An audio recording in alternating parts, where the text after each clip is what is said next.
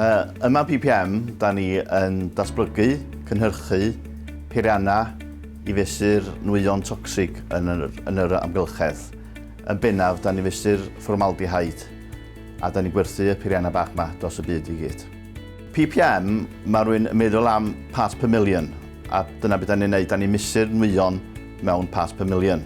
Yn prif gynnyrch ni ydy peirianna bach i fesur formaldehyde, a da ni'n meddwl fod ni yn number 1 yn y byd sy'n gwerthu y peiriannau bach yma.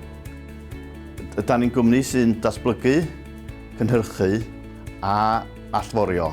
A mae'r 3 elfen yna yn bwysig iawn, dwi'n meddwl, i economi Gogledd Cymru. Mae'n bwysig yn bod ni'n dal i ddatblygu a gwella'n peirianna mwyn ni fod o flaen y gad ynghylch a competitors dros y byd.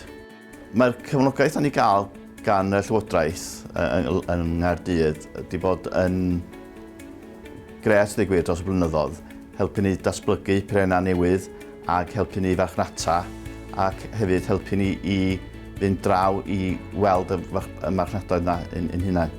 Mae yna ddigon o grantiau allan yna i chi fynd amdanyn nhw.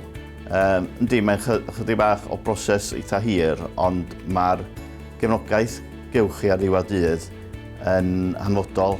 Dros y blynyddoedd, da ni wedi defnyddio amryw o brifysgolion, yn enwedig Bangor.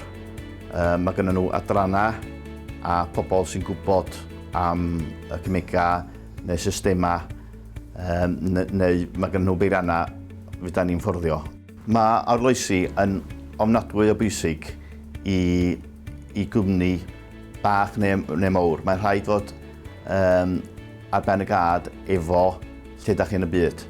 So mae'n hanfodol bod cwmnïau bach neu mawr yn datblygu y cynnyrch i ffitio'r farchnad.